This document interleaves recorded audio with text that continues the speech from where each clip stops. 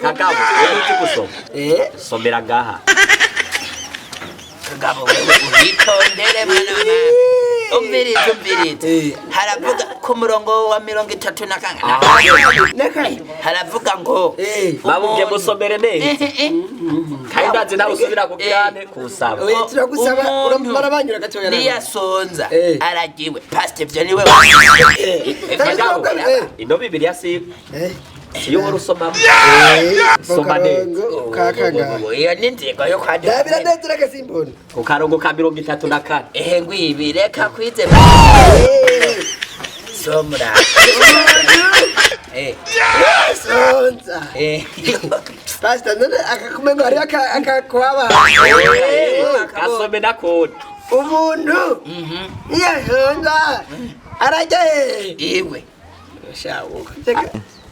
umviriza rero Kagabo nawe babo no munsi nabona yuko twasibye muri seyire kontu kuri ariko numvise mwe mu w'Imana bwira ndabigishe ku ijambo rivuga kwihangana wari watevye ijambo kwihangana we ndakubwiye kwihangana wumvi wihanganira ikintu cyose ubonye ikintu cyose ubonye ukagirane ukacihanganira kwihangana ucumva uko nyene cyane Westa chumbu konyene hari akantu kakangonongono mugabo kakangonongono sinzi kwihangana yuko no mu magogo aho cha wihangana yobu nawe yarihanganye mu magogo yose yararimo kandi yarafise ibibazo bitandukanye naga yobu nawe muhiriwe hari ibintu by'ibicumbi amateke oya satana maze kumusaba iyo yahuye n'ibibazo byose ibintu byose yarafise byose birahera rero yihanganye en fait n'est pas problème reka twihangane ngorane none ibintu byose kubyihangana ahubwo maze ati mbega do kwihanganira iki kugira ngo nabira none warwaye uriye bamubwira pasteur TV tugire ko en fait ibintu bisa umberetse ikintu cya mbere kwihangana wihanganira ibyo bintu byose ushobora kubona nabona hamwe byo murabagira bashize none raporo umutemba afise igiti ugaye kugira nuko icyaha ubanza kumwihanganira yenguru wazara mabubwe kandi iyo abonye idemo cyagomba kubitijisho kude yani Imana yitubwiye kugirane kwihangana subira hamwe ibebi zose ndazikwepa nyene nkihangana kwihangana ukarindira wiwawe wisezerano isezerano rishaje abandi naboro bazisange wabi oya usanga iwanyu cyangwa iwabo ivyo utegetswa kuvyihanganira kugira ngo dukora icyaha duhemukira Imana sivyo nubwo bari mu gitangane none atari wiwawe utegetswa kwihangana ikindi naco wihanganira ufise ubukene ubone barya ababosi bafise ama Range Rover bafise ama V8 ubone bariko barakwega ka brochette uco utagura kumira bate urihangana ukarindira vyiwawe mpaka bashize none caca kirumvikane ibrochette nyambere yo brochette bamwayigura urayihanganira brochette kubera hari gihe ushobora kuba ufise inzara ukumva hajyaye ku mubagi iwanyu bakaraze bashize bona byose bakaragije byose utegetswa kwihangana karango no wenda zicogenda ukuba widodoresha ngo warugiye kuraba imana ariko ni kugira kwihangana ugabo wewe duciye nka wewe pasteur duciye wawe bikaranzwe turika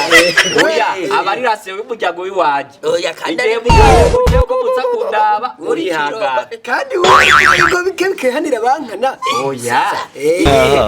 igihe utateguje ukuza kundaba utegetswa kugirane kwihangana naho bisaga ku meza utegetswa kugirane oya umviriza ngomba ndavuga kandi kuvuga kwihangana naho usanga naruye kwihangana naho usanga ndiko ndarya kwihangana abakristo biki gihe ko mugoye turasubira ibyo ndavuze atari uko ndaguhindura imbana ariko inzara turarega inzara tumudavuga n'ibintu byinshi oya turavuga kwihangana hakiri ndabasabye ese cyangwa tuko ndabigisha usanze ndiko ndarya kwihangana usanze bariko barajya abana kwihangana usanze ndiko ndakora ibindi byose ukenye kwihangana ibintu byose biri kugirane kwihangana mbese ndi pasiteri w'iwanyu oya reka biragoye byose kwihangana naho ntobazimana ndi kugirane kwihangana naho ndorya agatumbura ndi kugirane kwihangana naho ndorwa akaji ndi kugirane kwihangana byose ndi kugirane kwihangana alright nibaza turabyumvika byose ndi kugirane kwihangana aho utoca hose ndi kugirane kwihangana kugira ngo ntukore iki icyaha ucumura ndumva muri ko muratsa neza ndakijijwe ndabiheba muri mu murongo w'iwanyu kandi ndazi igihe cyo mutoca mubatiza nabyo byose ni kugirane kwihangana kugirane kwihangana naho mubona igitumbura ni kugirane urabona ijambo ryuna byose urabona oya umiriza nababwiye naho no kugirane ni kugirane oya reka hajya tuba ijambo ry'Imana muravuga kugirane muravuga kwihangana oya naho no igitumbura ni kugirane kandi twakibona vuga byose ni kugirane yo mubwire navuze gutya pastor urabona nk'ubu bivanye n'ingene ibintu bigoye ubwo si ubwimanyi muri bibiliya birimo byose ubwiza si ubwimanyi muntegere neza nabigishije kwihangana gusa hariho undi murongo ntabigishije n'umurongo uri mu Bikorinto ba mbere igice cya 11 ku murongo wa 34 abaki Abikorinto ba mbere baba majahe Manzi nabonye ne oya umviriza tumanyurire kagabo we ntuzi gusoma somera ngaha kagabo wewe uhitondere mwana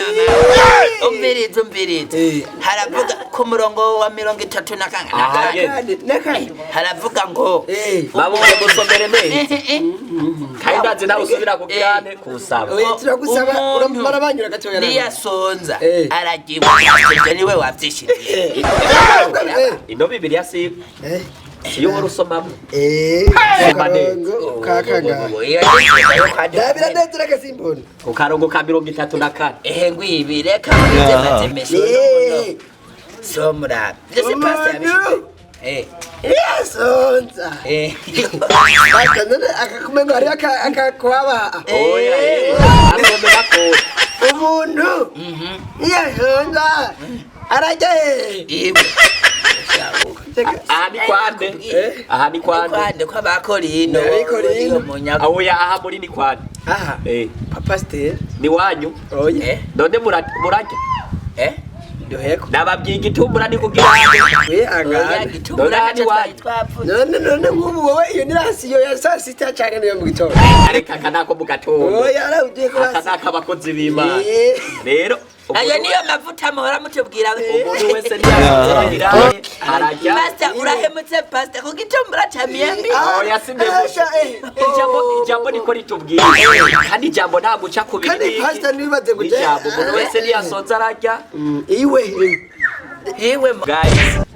nta bwimanye burimo nta nzigirimo urabona na kagatumbura twakagabuye kandi byagenze fresh no mu maganga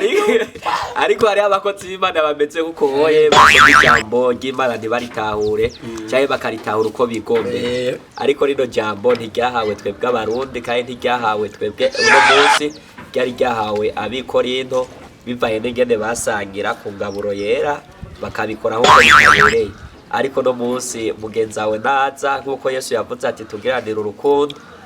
uzohereze mugenzawe ico ufashe nawe arico uyazomuhereze kandi ijambo ry'Imana itubwira ati ukunde mugenzawe nk'ukugirane uko wikunda wewe nyene wewe uko wikunda ni wahora ndi agatumbura ngo ndikugirane no kwihangana pastor wewe